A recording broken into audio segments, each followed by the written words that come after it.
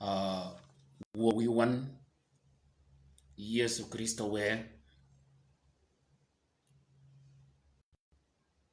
nyak men wo chiba shingi we yijaga ke nyak men ni dan men badin jok go ke gipin ke nyak men we yukat ba go ke ber kon ketir chat poj ba magi ka dong ba mi ke pe ken yinut uchingi ba yi ke pa po kun ji ma do di kon ke nyak men ya dogi poj ke bergen ke pa ken ba yin akat ba go ke bergen ba yin uyudugen ke ba jok ma shum ke bergen ba yi ba jok ma kon gen ma yelgen ama nyingi chola yedi wo Yesu Kristo ya shibe ya shingi ya shibe nena shingi ya shibe leba shingi we yi ga yin ka wi go ga yin wo Jesus. Amen. A wuma dianu ben kere nyingon Yesu Kristo we yedi mi dana ben wuna nyimya gijmana adwaden keno gogo akiel ka kany wadwade keno wakwachwa kologi badam melling ku wod mena nyimya ya kany yadwa kene ubol kany kwanyin uyi kwaji kiel ka yan ka jamma ga berga kwajan da ji manut me berga kwaji akany ni uyadwa de kini o yin yi kwaji ka yan kiel ya kwaji ka bergi mongo madu kumo kwaji mena kwaji akany ni ya kwaji ka bergi moga amadu kumo kidier wuna yor nyimya ke kwong mi chol mok ba gija kel ma ba ye yiken kene bong nyom ma bong mok ke jikon bong yok ma go chol bong mok ke jikon mok ba gija kel ma no ke kwong mi ken ke nyom de chamtin riak mi mok duong shar ke kale or mok ne ngain char kaman duong kal maga ardang e mok ba kal mangain ji maga podin mok ki yed maban ba ji mangain ka kanyini ya dore kene o yi kwaj kel kiyan ka ba gijma pergotek e kwa jok ke pa kene kwaj da jam yele jok ke kwaj jang maga podia ko ke wan mane kola steel wan mane ni ba kene rat mana yangi je abernut ko wangani pod ben agojen ejmo en ke ji mo jak ke jej ben ke bang ben ji gojen ejmo ko jwa wono yol nyimya ke pa kan riak men o yela kwach o yela yok meno yongwa ke bol Yesu Kristo we jala chola ashiri ki wanye sir ayyada wuna da kai law ba yej ana gogen o yej menene ba ji ben ke ji po mi kon ayejen ji maga jia ke kon kiel ki ji maga ba bang ki alas ker ben ba keni ji yeje ben ji kalen ji ki be pen ge mana ayej goji ba ji yejen mok kecham ki duara bi kel ki chama bi yo moga niangi del ji wono yol nyimya moga mat ngin mok pot jam mamlaka ge mat ke mok kishan bakani kanya rumi pod ben kiyet e pana beden ayola asima shoshan bakani gon yangen ke changa biyo me ba mana mat gan kama tiang asima ge mat kama e giben otin ke ngadong bongdan me ba yet ke kanyini ko magni ganu do ke wan menini قال وعند انقضاء هذه الأيام عمل الملك لجميع الشعب الموجودين في شوشن من كبير إلى صغير جي جوجي مقبن ونا يولني ميا كي جوب كان بون كان متوغ مق كي جوب كان بون كان متوغ اي مق أوان دا وور من يور كني ida jal mek ma goñ ngona dole ke yel jamo ni yel goñ de ko mogni go chake na wor ka ko kene goñ le de dingo ko logo mena jak ge do go ma mo ke su ke da magada de kay oda atabubo mena go ke chiokon muga go ke tira da ke wangni ka jak gorang jak goñ dole le yigen ke goñ ma de shamtin yadwa kene yi kwaj kayan kologa bangdan mu mada ke gulun dada mada ke mok ke kele ji mo nganyin aba wade kologa bago ke kanyini da ji mo mada ke mok ke po men din da kal ma dur penya mok wacho ka ji mo ba jak mo mada ke mok ما قنوت كي ومي استيركني كي جاء أسا واحد آية 4 وويون كبول خنيو جينا نانجي مغا آيان جاك آيان لاو وغينا نانا جيما لونغن كوك بوكان أما رومغن أجاك إمك أما بيتغن أجاك إمك من أيغو بيتغن ديا كوجو جيسس yina ba yede we ji mak ben maga pod e magan wo yelgan wo yishungen gangan wo Jesus keni gan go jago gi manini yiko ke lebe nyare Peter kene gi manati amandan da nyi ga go gan ba bang gi magir di chantin maga jak kaya jogan aban nut mama da kamak da ya kwaje ke bergan wo Jesus bakani yelgan wo Jesus yelgan kichin mok mena go gana ga babanga kiya yigan ngangan ga dichamtin kini ge mena da law yigan ngangan aji maga to egan nga mok ngangan ke yada pa gan kada magno do kigan ya kwaje wo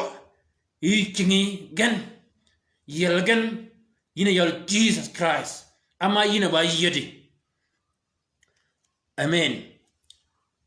kedi ji maga ba bang gana berga ko jwa kan ji maga anene gen ke bongi modo do ire kedi dege kwanya mog ge kwanya mog manni ka chibugan kene arum bongi modo do ire ket ana ji maga ba abit anene rigan kenagan bongi minu to riga ket ge kwany mak ko jwa ke bergen wo wi won yina yol Yesu Kristo yina nganji mogni kanya de gana nan wo jo kem gan wo Jesus kem gan wo Jesus moga lugo ke ba moga lugo ke ba moga ke de champen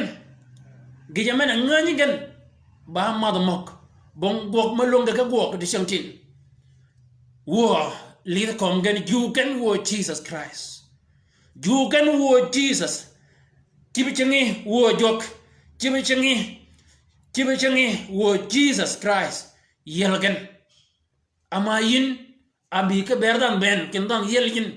ya kwaji ke berji maga ayodiga nan kene bongi modo do rege ket ge kwanya mok egenene kene cheng tong gen bo gi men na ket yel gen wo Jesus Christ ke bol kain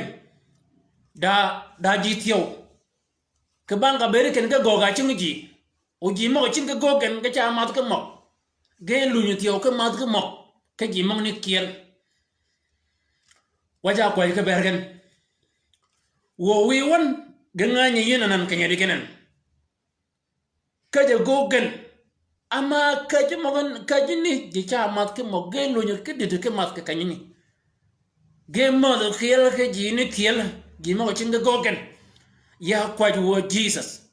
lugu ji magni tungu di lugu bi ba go gen ke gindo yel gen ke mag manini yel gen wo Jesus yel gen ji maga poden magen ke ban ka ber ken ke go ga kajuni yel gen wo Jesus yel gen gije mana go ga manini ba ke ni daj ben agoj ejmak daj ben agoj ejmak keji ma bed ega bani mala ke mok ge goj ej mok ke manini wa kwa ke bere ji maga ba alakar a chinga de ma ji di chamtin o gen ge podo ej mok kwa wa ke bergen ke bol kay wo wi won wo kwa ke bere pod mi omen yina nganyo wo ke ji maga ba alakar maga podo ej mok di chamtin ya kwa ke bergen wo Yesu Kristo ba kene lido ko magan wo yel gan wo Jesus ke ba kene yina yibi ko men ka bergen bangdan ka kalgan ma ko ba tego ko yi ga da nyol gan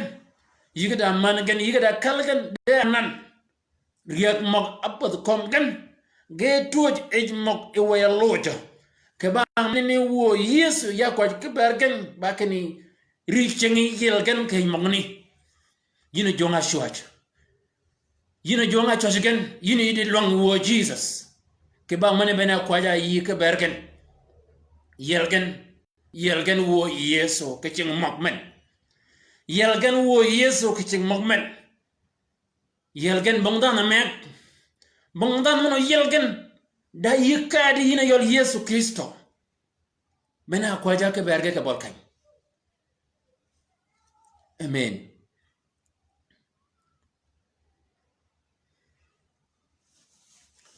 kay po di chamtin po de ka kanyeni kaje go ko muk jimo go ko muk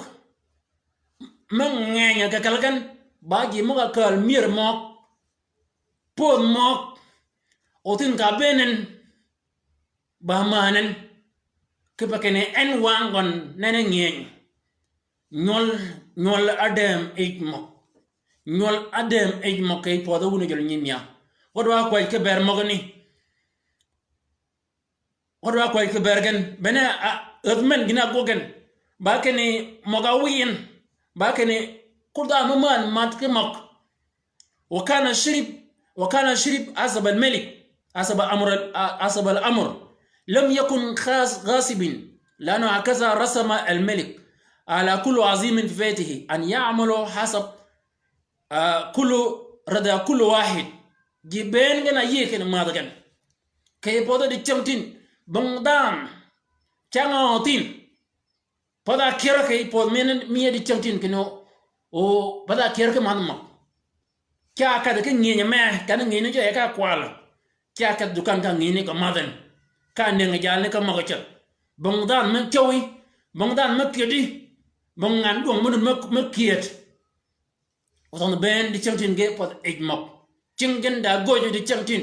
cingen da pil di chamtin o wodagan da mok ke banka bedekni mok ba ye keni mak ngani da mak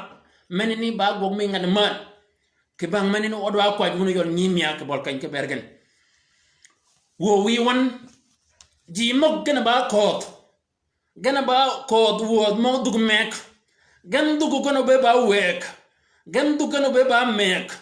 annan e ganu tani ge kal ge lu de mok menini ge maga mu ke to moga kat ge der ge akade kada mogi ge chopgan ke pil wo wi won amen o yelgan yikadi wo jok yina ngany wo ka gin mena go ngad man ba ke ne ting dong ben kana ku go e mok o ting mok ne ka nge go e mok mo bi ba je go ke kan o nyol ga lu ni go je mok chan ya kwa wo Jesus ne ka kwa ke ber ting dong mo ga put e mok ya kwa tio ke ber nyol mo no de chang tin mo ga put e mokan mo ga mo go je e mokan ke un ga mo ga ber gen wo yeso yelgan lidu komgen wo kanya beni kompen ken e uni ba pioro yo yirum yiko ka ko mondoji kaji yodu gen keni ko mo ko ba ko ma yelji ya kwa beren nyol moknut un gen ba pioro yo ataka mat kemok un go ba pioro rabi ataka mat mok un go ba bi de chamat ya kwa wo Jesus lidu komgen yina ko wo jokene oton kalgen mo go gayin oton maga paday mogan wo Jesus ya wega gayin kenyangen megen gedale megen wo Jesus megen lempin wege lempin wo jok kapakene bariak mapat kom nyol de ya ko wo Jesus nyol mogni gena kalana akala tingiyan ke bol kan nyol mogni mega yin kwan gan nganya yin nyinga nganya yin tenkal nganya yin yo mana te kamada mo nganyin ya kwa ke bergen wo Jesus ya kwa ke bergen lido komgen wo Jesus Christ yelgen ke ni mogmen yelgen ki ching mogmen wo Yesu Kristo we yelgen gen dugo ba ko mo dugo wo ke bang manini getera yin yina yol yede medan ben amen akay wan manini bakini ting dong gogoton da we munu de chamtin da ji mag da dar ngana dong anu de kal le chagan mat kimok ngana nu de kal e duong orum po e mok o chagan mat kimok mang mane wal madana ba got wal madana nen ba yo mana dwar ke ber ke no nyol mag yo kal chan yodo gen ken gi manini ba ye wo wi won ji mo no amma ke mo ke e got ke bol kan ya kwa ke ber kan wo Jesus ting da mo ke mo ke e got ya kwa wo Jesus yal gan ju gan wo Jesus Christ ke ba ken god menni ko ma ke ma laje ga ba mano mo ba mano yo nyoden ka tiran ka go yer i mo ni ke bol ji mo nan gen ge ya bo ken wa ke ba mano ya kwa ke ber gan wo jo ji mo ma ke mo ke got jogen wo jog yelgen wo Yesu Kristo we ama yin ado ke bergen men yin ato kuda ru ke bergen ka yi to ka to tiam yin de siam to mo ngenya ka kelewon wo kwa wo Jesus bi yelgen li de komgen poj ba mogi ke pa ken yin go ke ber nyigi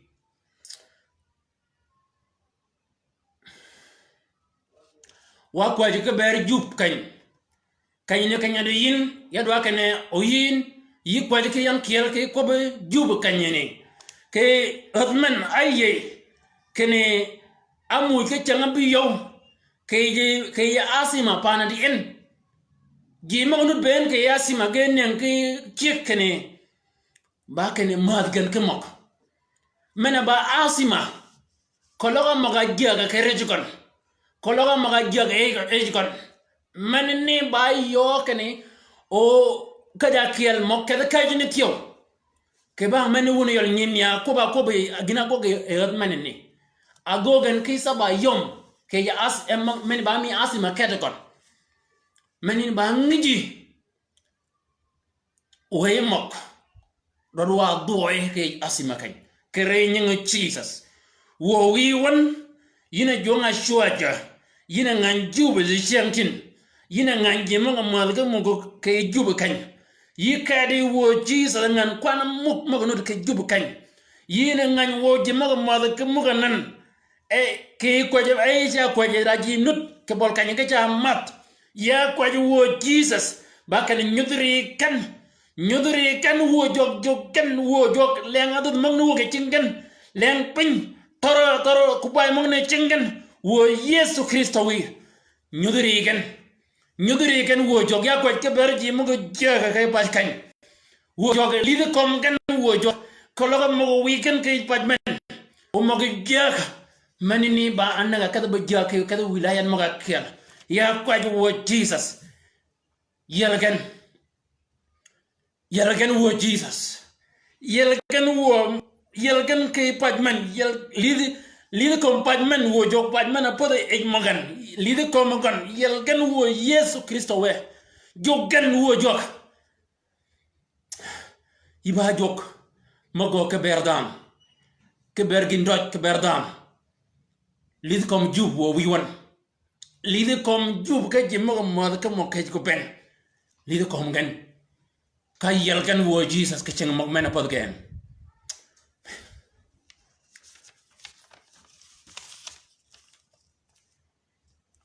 od menini abeda chigon kanya go od menini ke cheng biyo mo amado ji ben ke shoshan ba ke ne ngane tiyo alu ni go ke cheng biyo mana ye gon mana yi mo ga ja ke mamlaka mana ji maga jaga kay mamlaka mana ji maga ni gelu ñu neen ke ciam ma ba mo ken maga ma ga maga joga cho maga jaga lan ay maga o mana gen ti walu ñu lan o ay maga wuna yon ñi mi ak bol kañ wadwa ko ke ber mana ji maga jaga maga a jaga kay kay ni kay jagan kay poda kañ mana ji maga jaga ge poda ay maga wadwa ko ke ber gen ke ba ken ngam dach achibi jok eba dumi eba ba ena koñ jal kolo ngani ngana jal golgon ayengi law aluñu goje magatio meni nyodo kene jalni balu ngeke koñ kene tek amaga wogen da mag menen ge ben ki ba menu da kwech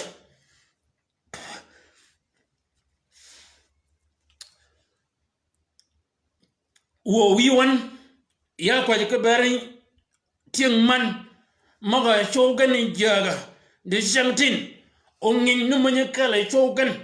ongin moni golun ya kwanya tio gelo nyok mok gelo nyamado ke mok ne ka mado e chogan ke kanya mado kan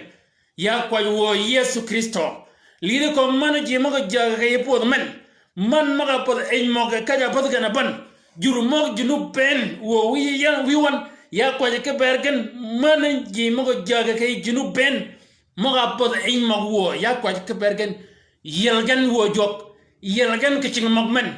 lide kom gan wo Jesus yelgan wo kany gan kalga wo jok cing magni ke bergen ngam doj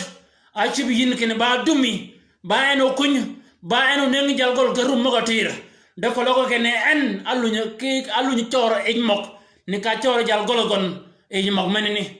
ango do ket benen akwajar ke bergen wo Yesu Kristo we lidu komgen yelgen ke paken yina ba yidi mana bi yelgen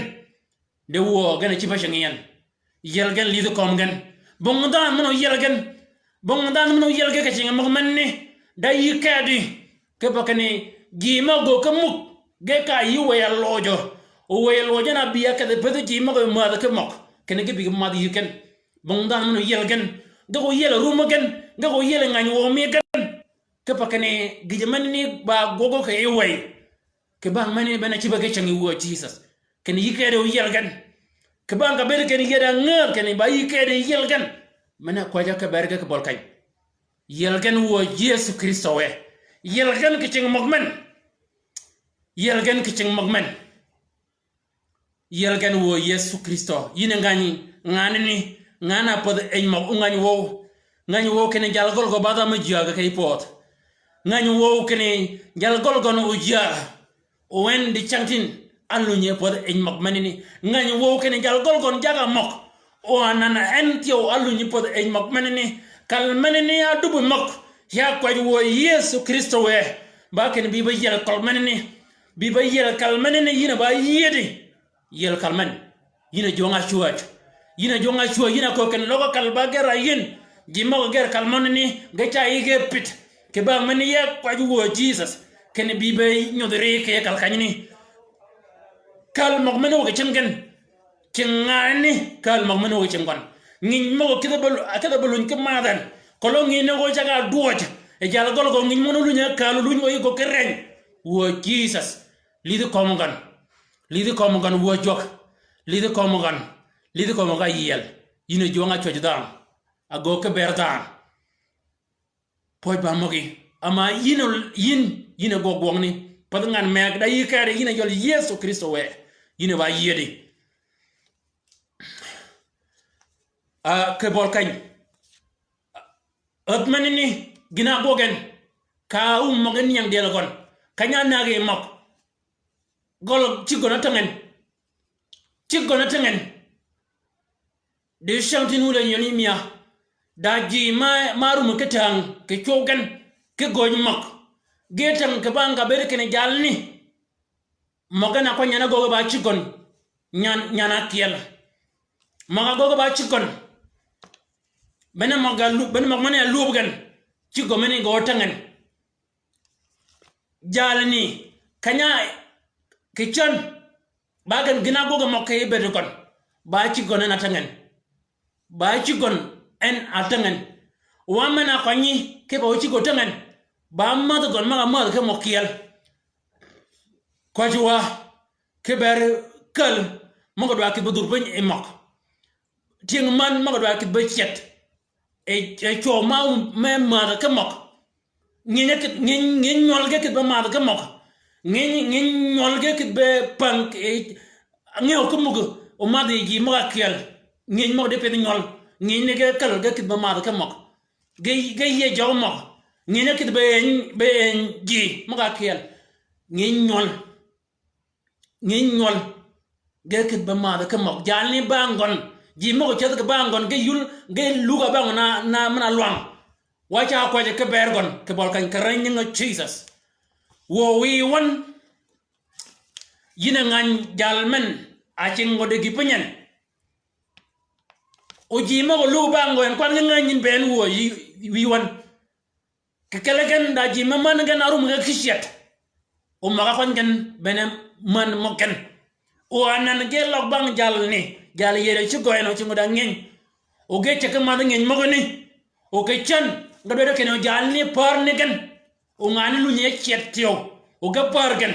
way mo go ga ke pa ke no ga par gen o ga bere ga ba ga ben o man ga chet gen o ga ka ga ba ma mok o ga lu ga bang mok ya ko wo wi wan ina yol Yesu Kristo we jukan wo Yesu ke pa ken men yikadi ago ga ba ko bi yeldan jog jal men nyudri en wo Yesu Kristo we yaga luka bango en maga kobe kene ngani ni bada kide golgan we kalke golgan we maga ko ke lebe yagni yakob won ke renyanga Jesus kada won ke lebe kada won ke ruma jeni ke nena jeni ke renyanga Jesus wo wiya ya ko ke ber jalni jalane ke rumma dangol goen jalane ke rum ke mekeni o nyol ko taye nge cingon wo jok ngani ni achere ke nyol gon ngani adong ngani ni wo jok achere bada ma pek e go radam achere ke chongni nurum ber nurum pitmi nurum ya ko wo Jesus ke bol ke nya ko ke ber ji mogni bakani lidi kom gen wo jogo gen wo kada ji mo luk bango en wo Yesu Kristo we kada gen wo Yesu ya ko ken kada yagani yaga luga ka bango en moga akada be madngin mogni ya ko wo Jesus bakani jugo wo wi wan mana janga won kre ka changoy jama ke changon ni ya kiben kene da nyigo mado ngajugon ni ja jon ben kun nyigon o nyole jama kunu ko kala mu nyol gon o go ngoga nyigon de nan wo wi won li dan kre ngenya magen ke ago ko ma duong ka pit ngenya ka magon ngeny mogoni ngeny nyol go mogoni go kelen go kele ba ma ka mok wo wi won wo nyo be go pel ke baldan wo wi won lidi komgan jugu dan man wo Yesu Kristo we jugu wo Yesu Kristo we nyudure yen wo Yesu ama benijin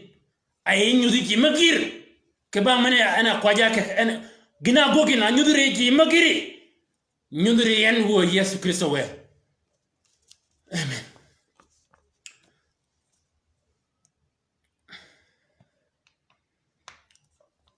Odmani ni jam magopo odmani ni jampo genge o jam mago magben jama kit bang yow ke jama yel ma ke muk ka ja be ka be ji mo amar ke mok ne ke ne go yo ke chol ka ngin mu ta mo kala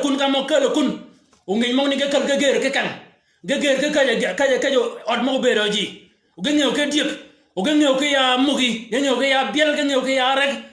o gengeo ke diek ke dok jalani ba ke ni ngin mo ni ge ke ngeo ke jam mo mar kajo be ji mo mar mo nginya kal ge ke go jam mo ni ke bang man ni yarwa ke ni yi kwal ke yakiel ke kenyer yin jam ngin mo do da kal nan agenu ye jeba genu ye rater o ngi mang na do ke kalo ke kit ba ma ke kit ba gok ke gok mem man mok ge je wa jogo ka bol kan karen ngi Jesus wo wi won je mo no de cenge de jam bol kan wo jok yina jongan wo yina jam mo no de compagnie ba magi ba gwede ke wan kene compagnie ben ke jam ye ngi kon ge ba mogi o yida jage ko jam mo ni ke ba menni ya ko wo Yesu Kristo kene jammo yang cengjal nien ayang cenganian alo de kit be ma da kemo wo joggan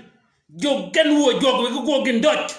da ji monor to kompin de cengtin may yang jorang do da kan o jal ni ke ngane ni gijmanu yugon kide be ma da kemo gan wo wi won men ba sien maduong yelgan wo joggan wo jog chungi yogen ni mi ka chungi yo pole kada dimashak chungi yogen wo wiya jogan wo Yesu Kristo we nyodore ken ya koy ken nyodore wo Yesu Kristo we nyodore ken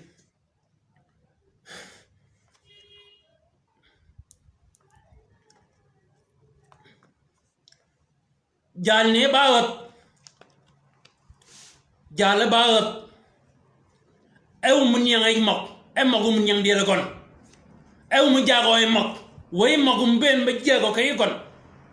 bakina awenya nyal mechola oman wanyakal jalne wen mana wenyi bakini yina yolo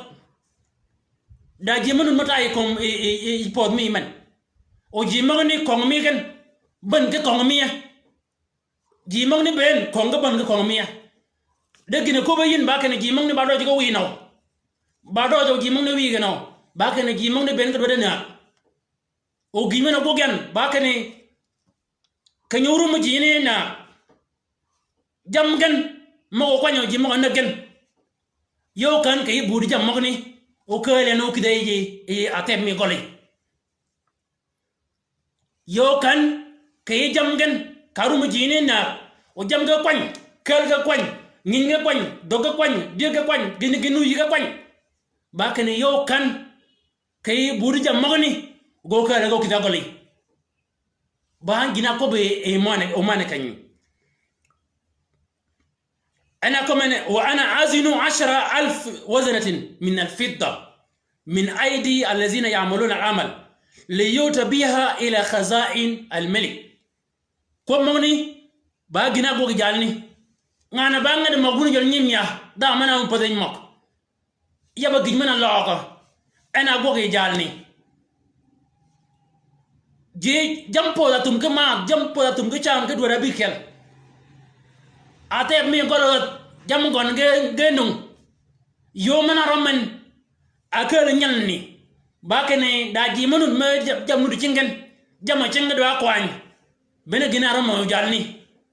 de chamtin wo nyimya ngana ma da mo ngi nyimena ma da yoga ka tuman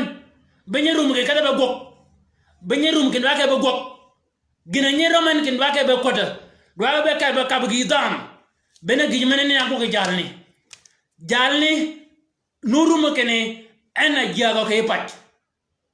nurum kene ba ana do ke no pour nurum mano de rum ga kal ba ke ne jam mo yang chingi jam mo ni gena kwanya chingen gi mene ni di changtin gi mo ga ma da kamok karum man ngi mene ne gatum gi mano bi ke rum gon do re ka ba kot do re ka ba do gi dam ngi mena ma ba ngi mena doj mena gini ako ke jal ngi ma ko ma jal ni ba ke ni jamo kwanya chengi nisba 70% jamo ka ke chang na kere gon chang manu na ke ni ben chang kel kenyum ji ni na ke chang ni ma chang kel akwan ken chang ni anu na ke ben ma ba ting yut e jamo ka ben chingen jamo ni ga jamo ni bi adal nisba 70% min dakhla mi mamlaka mi mili 70% milik mani ye kene no golo jamang ni go ben ki chang kel bas na gini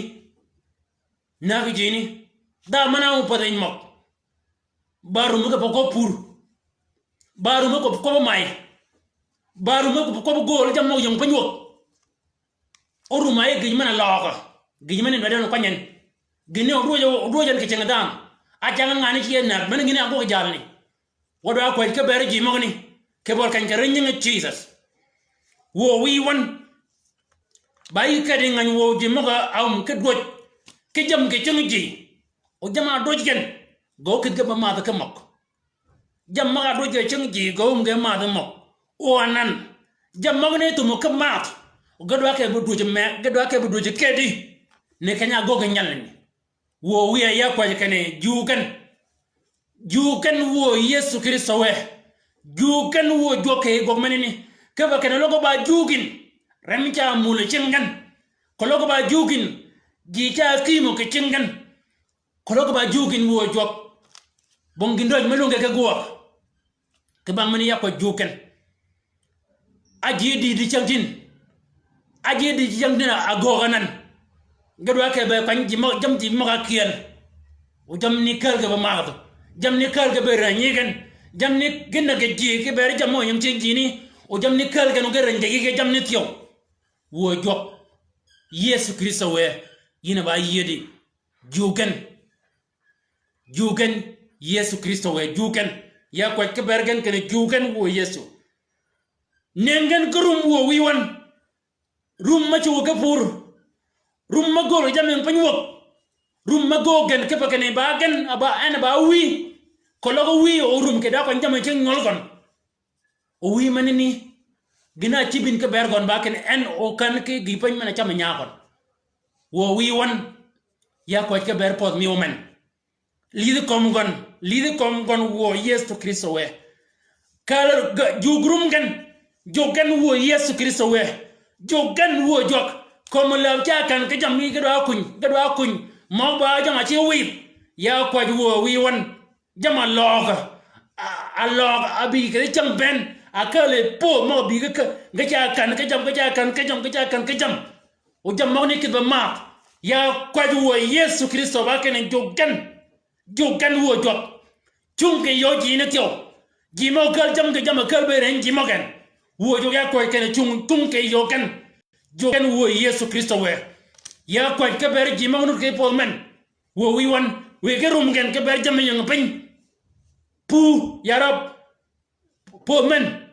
biel cha chi ke rej kon bon ki nyoma chi ke rej kon ya kwa wo wi wan logorum gen kompen gen logorum gen kompen mi gen na me jo darech wo wi wan gabarum ke ber rej mo ni luga nyingen wo jo kompen mi gen gago nan jamanya jeng jimok kar kom lab gago nan ji ceng jini wo jo ke pakane jimok nyina ni ceng jimok akiel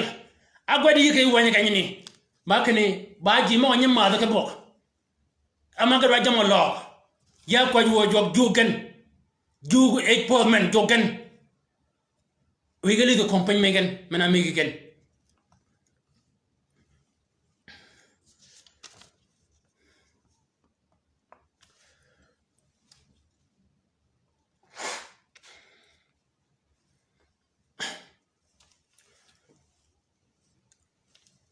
od manani kanyarum garar ke go enyala chola no ma oman kanyarum mwen ke go wa gaw aw me ki do gwer ke yo gwer go man do den e gina gogen ka mwen ke gwer wa nyaw mukal ke ne megaji gina gogen ba ke ne ba ena lunya chol ode ka ge mo ge che ma do mo ke kiel ge ma ke mo apa nga go no ma ke ne ke pa ke ne o ku ji ki yo merumen ot kurum ke ber gina gogen ode goje e mo انا بقول لك يا ساعه 3 ايه 15 وجلس الملك وعمان للشرب واما المدينه شوشا فارتبكت دانو من الجاكا كي بات اكل اتي بين اتي كاكا كمو انيلا اغوارشيك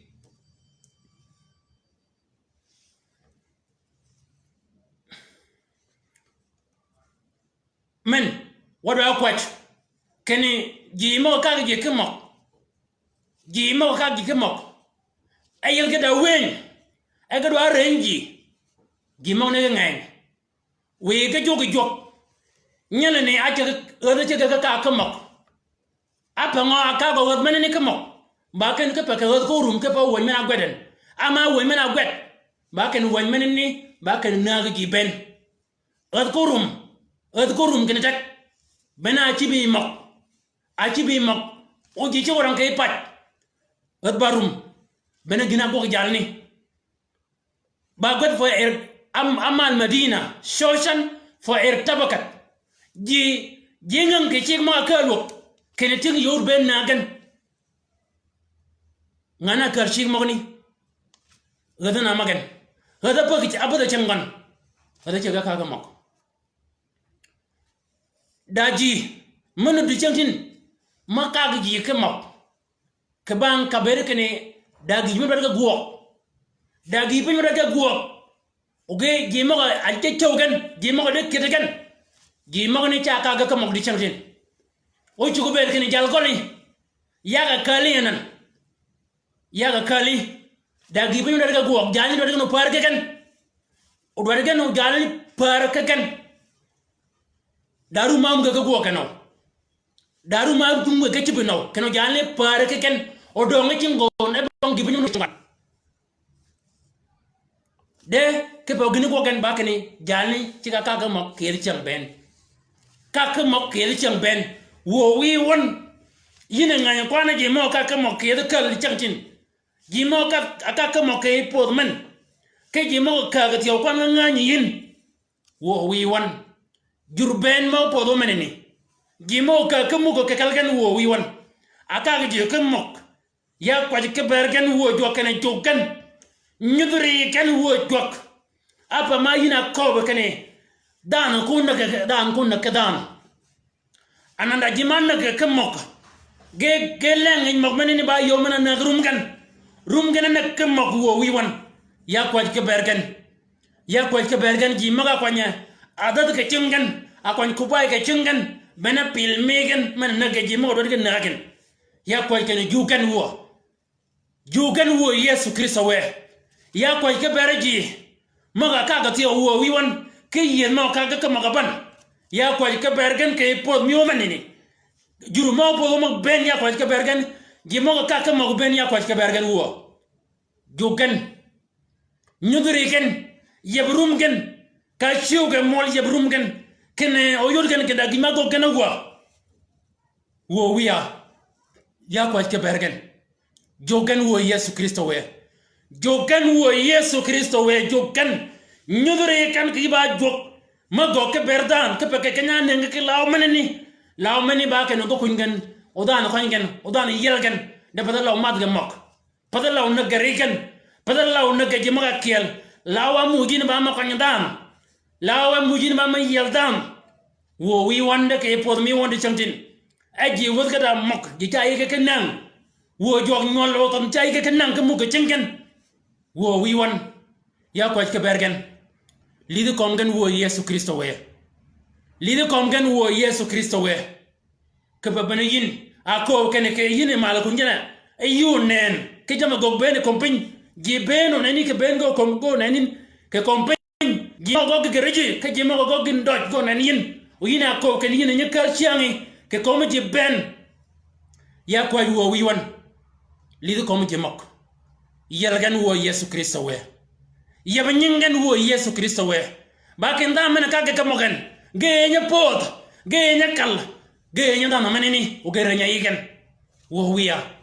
yeba nyingen jogen wo Yesu Kristo we foy ba mogi ke pakani yiba jo manyi lo ko wo wi won ma yiko kene ko won ama nga da na ben men ko jin ama da na ben men ko jinu ne ngin gin ko jan bang man ya ko ke bere ji mag wo wiya li ko ngen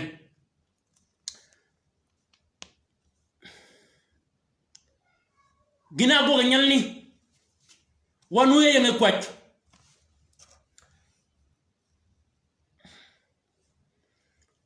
gina go nyalni kanya rumo jal ka kichan ba ka ne rodmana ka ge mogan kichan ba ka ni ayuden kene da wan meno gwet ungana god wan ba kene kujen kai page kene amana kanya ko be isir ke asa saba aya 5 min huwa amana go wan manini amana god wan ni ba ga da page no kene amana god wan ni ungani yakun wa aina huwa hadha alladhi yatajasab bi qalbihi ala an ya'malu hakaza amana god wan ni amana da go gipin mer kemen amana da go gipin mer kemen men ñu wango bakene edan wiza mo o chugo ko wen ben gijmen ni ana go ge o man kanni agogan jalni ko wenyen ka wen gwada na enen adoga na gwada jam wen wot gara jam de gwada ana gwada gon ke yo man ram gon adanga nga kanyini de chamtin da oman ki yedkal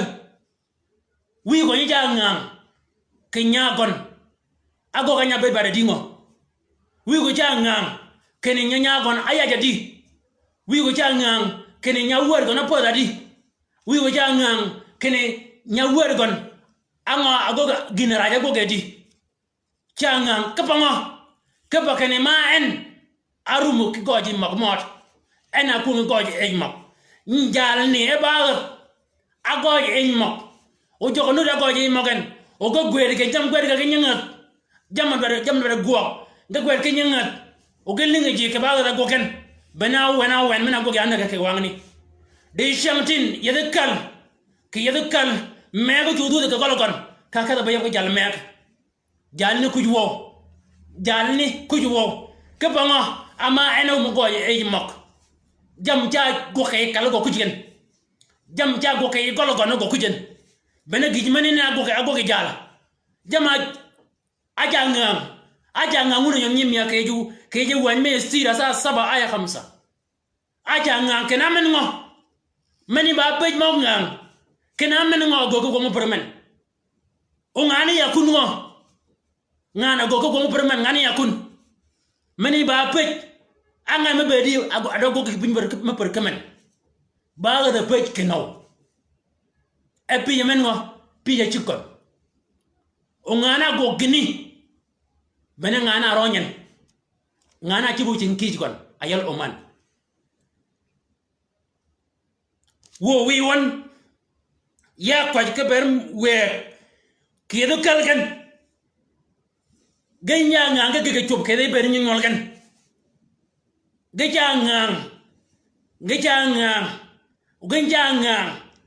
ke banga ber kene da jam ma go kanya be wo da mok wo wi won ja ko ke ber kal mogni ke ber we mogni ke ber meg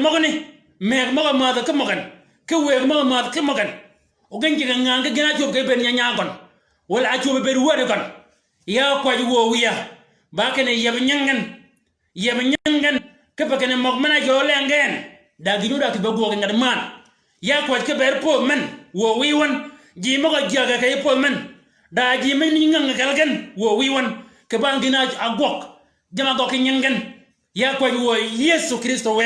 ba kana nyudere kan wo yab nyangen kaw yurgen ken jama go nyangen nyudere kan wo wi wan ke ba yin anyudere jalni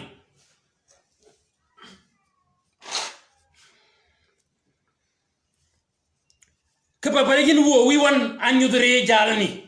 ina yeb rum go maga tuj ke mok rum go maga cham ke mok ay atep ke mok yede chang ben rum mok ni ge chedin ka yi ben ka nengi pio me ken ba wi pio me ne ken ba ja ya ko wo wi wan nyodri wo wi wan nyodri gi maga pe go mok na ke mok nyodri wo wi wan wi li de gologon wi li de po mi gon wi li de pana jagan kayna jagan wo wi ya o me la ngai mok ya ko kene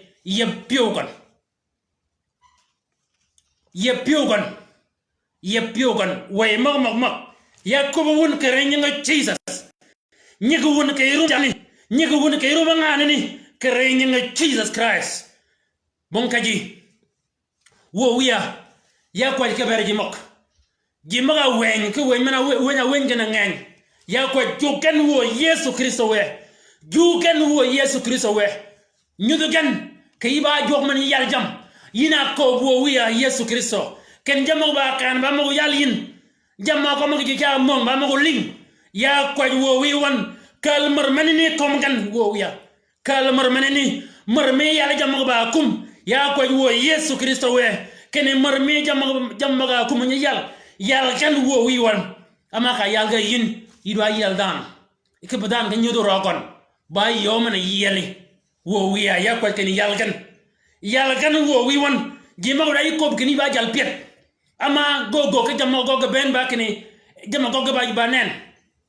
gaba ko bin ken bogin men do yi yina ko wo Yesu Kristo ken kompen ke mal go lan de ko ba ka lebe ba lan ya ko wo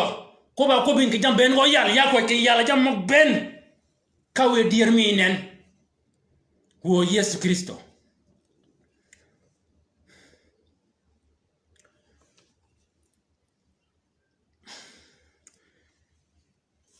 wacha kwa jinga nut kiyan ke kwa men ba fursa mi kwa yadwa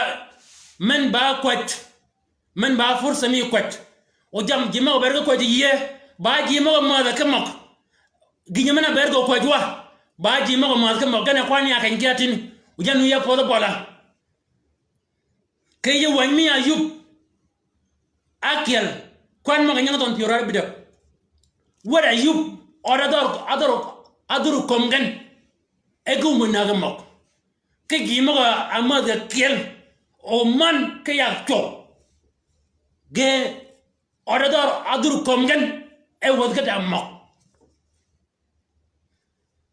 da jima ma mu diceng fana de da jima ma mu diceng ya kal da jima mu diceng ya lojat da kay may ci ba kay ma ke mok ba ke ni wara yub gay ñola yub gina ci bugan ba ken wi ga jal kar o kar menene bo gay ci ga podiñ mak gay ci ga mak gay ni ka gol ngaan ga mat gen o gay ka gol ngaan ga mat gen gay ka gol ngaan ga mat gen ajam men nga mat gen ba jam wi gen ba kar mi wi gen kene kare go ba yo mana atiam ñola yub kar menene ñola yub nagen de chantin da ji minute yiga da jam o jam ga de chantin ñol ge ca kamata mak wad ge ca kamata mak ke jam wegen ko me wegen ca kamata ko me gen ca kamata ñol ge ca ka mang ne ka la ngo ba mak o ngin ma ka la kan ba ngi nya muje mege wi kon a mege may kon ngi ne ko de ba ma de chantin wo wi wan Yesu Kristo we yina da dororo yina jonga to ben ke kompany ya ko ga bal kan wo wiya ke ba ji mo cinga de jam ben da men cing tik kany de yen ya ko ke ber go bal kan kene tej men to cingoen nyigon ko goje e mo ke jam ke ko mi wigan ñol maga ci ke mak word maga ci ke mak ke jam wegen ke kerme wegen o bangen ci lugo ji anan ya ko wo wiya wigan ke maygen kanya gogen nugo ka pakene ungingo mat ungingo yoragan nang ñol gon wo wiya ya ko kene lu li kom gan jama bile ngade man agoj ñol e mat ni ka goj ñol yuben ya ko wo wiya jog ñol mo cer a cer ke ngin wegen ke cingenan mo ka kalgan jama jaadu jo wegen mo ka kalgan jama jaadu ke megen o jam magni mege ñol gan o jam magni gogo ba agogo ba em ke cinge de cangtin jam magni gogo ba simme ci ke ma de cangtin melun ke ken na yow ya ko wo wiya jogan wo wiya jogan wo Yesu Kristo we mena go ke kuwa gontio ko mena ni wo jo ngade man mena arum ke pagane o kuwa ne lunye kal o ñol jala go ne lunye na wo ya kwaj kene jogan wo wiya nenge ke rumatir da jema girum da koñ da jama girum da wo ruma ci bo ngade man kene ba rum madan ruma ci bo ngade man ba rum chaman wo jogan wo Yesu Kristo we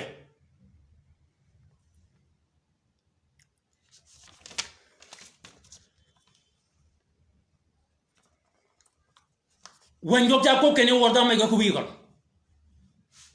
wor may ku wi ka pa yuget karunu yel nganya kompany mo ba ci mo ga meg amuja jok amegen yagton oton ken wor ga meg ko weken de jamti na anga ci ba go ngad man ba ken weg magir ga le ngaj mak jala julano ba ken kanyarum penke mut ji ma ga be ga ja mata mak ben game muti jokepi mong da ma dong kalgan no alu ni madamo no kre no ane ko wangon kene ji maga muti jokepi ba goñ mok magana rengen magana nen pel ke jamari ji ma gogen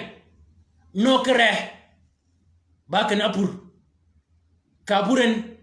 alu ni go ka mok monga abenye go jema maga muti jokepi wa de changin ba kene jalni e kaum made ke mok ka naga mok ka ko golu nyawo e ka ko golu nyawo ko do ci naw a ci ke naw ko bol e ñol gon ke chan e ñaw nuru wor ñaw da we de changin gaba wor ñol gan ke goñ mok mena pat ke goñ mok ci ma ko ke wor da may wi gan ci magoni getoro ñol ko goy weken getoro ñol ko goy meken ama ge pot e mok o ge chaka ke pot ke ñol ken ge chaki ke yede ke ñol ke cha ken ne no ka ngena go ba ngo ba ka nya wor go laano nya wor go na ayanyen nya wor go ci na chulo kom gon nya wona gede jok wi da mok nya wor go ci na chulo kom gon wo wiya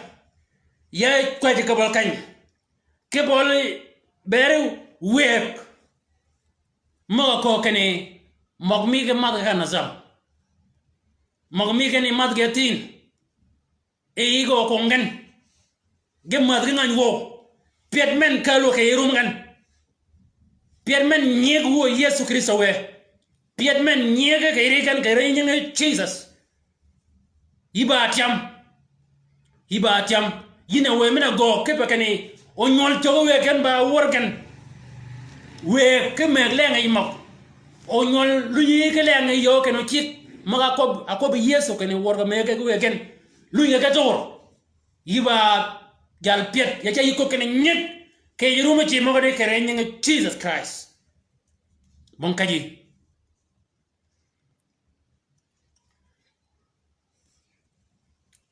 di chantin da ti man ma balon ko be ke chogan ga balon ko be chogan ama jall ñebi bu dama ko yel chang ben bon wara kel ma babel bu dama wi go dama ko yel chang ben jala chola na bale kanyi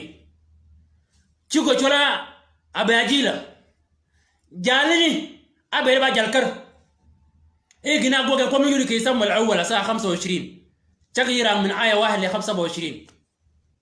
جالني يذكر ده تجمع كم كاي تيجون يجري يوم كوب كون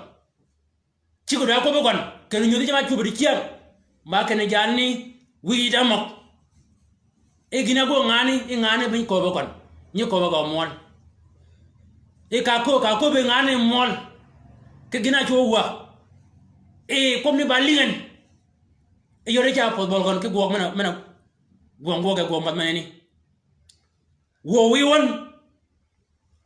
da tieng man ma balong ko chogen ke banga bere kene chogen ni bi wota mo kere chang ben ya kwa wo wi ya jogen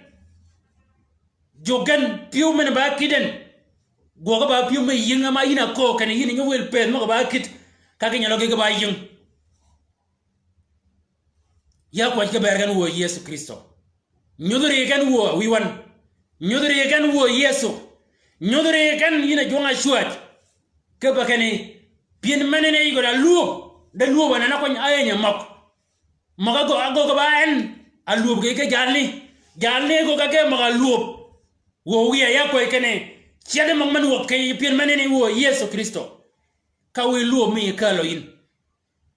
mi wi ga kamai ke yot mi gen od mena jaga mogen od mena e kade mogen yakob yini ne we mok nyege ke yonini kade wok ke bol kan ke re nyenge Jesus Christ yiba tiam yuma tiam yiba tiam ke re nyenge Jesus Christ amen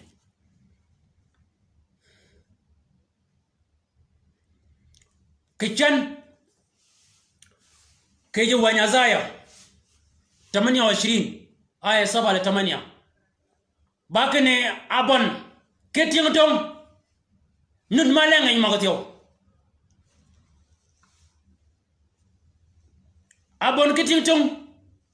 abon de tiang numa ma de mak abon de tiang nud mamma de kamak o ganga nyo ji ma yige ka ka muk kene jalni ba abon ganga nya ka nya ka de man mak kene jalni ma de mak jalni ba abon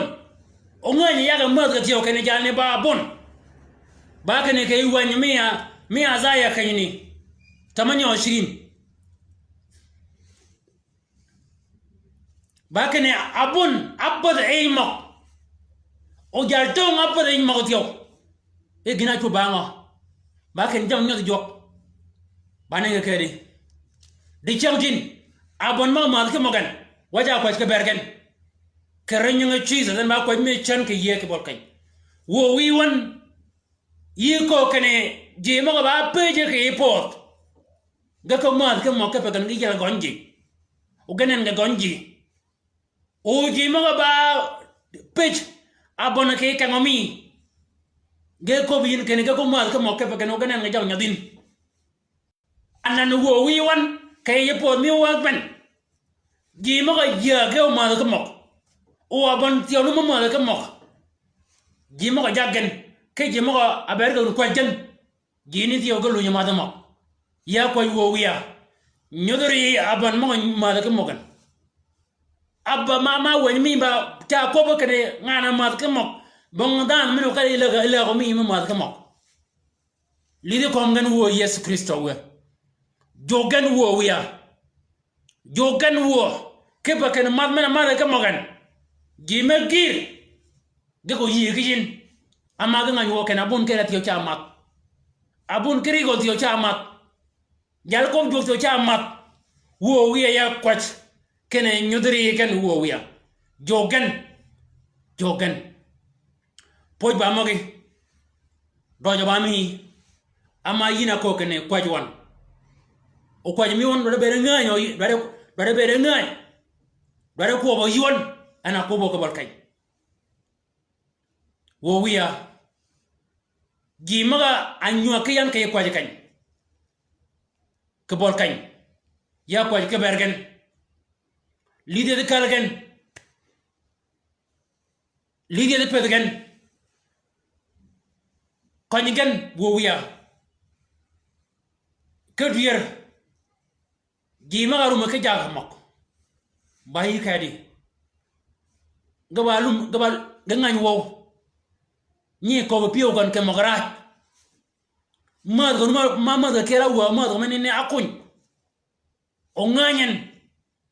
da kad mako yi gonan o nganyen rajmo nganyen rajmo de balungen yakalen kun digin wo wiya ko jamana ko jayen bayna kala kun digin nyudrien kay go ke gindo ke ber kon yi kedi ba yin gon ci bana ci wen bangin wangen ke ba en kiri go tiyo go ci jen ken mo da wi danu luanga ka wi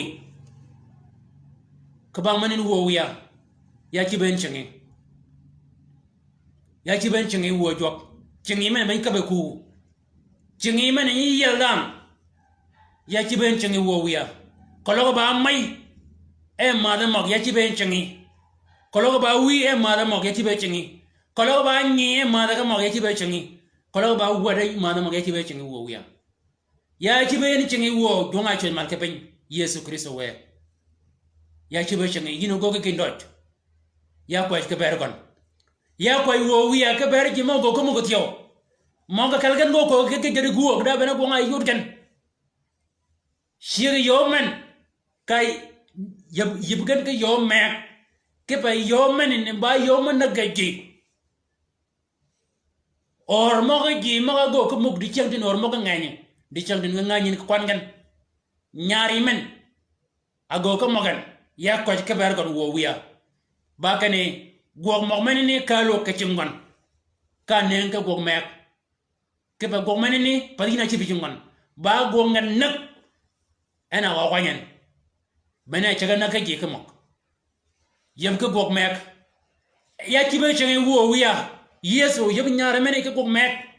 yab yumi gon ka kan mek wo wiya yiba jo mo bang dalin yab yugon poj ba magi ka don ba mi ama ban yin kedi ago ke pe nyingi lejin ke go men go gon ke ko men ko won ke poj men poj won ba ke no dam yiyo da ni na ba jo nga choti u yimalen ya ko wo wiya nyari men won na go go ot ma go gon ba wo be ya gan u yin yugo ke ot ayol piyo dam ben kanya be dina giagin ya ko ke ber gon wo wiya ma ke ne bi ye piyo gon da ma ye piyo yinen ya ko wo wiya ke ne bi be jo ke piyo ko menene ama yiko ke ne me piyo yin yiko ke ne we piyo yin na nyara piyo ko we ke yinen bi be jo ke piyo menene ye wangon ka konyin ka wiyo do po ke chang ben poj ba magi ka don ba mi yine Yesu Kristo yedi amen gedi jog bedewon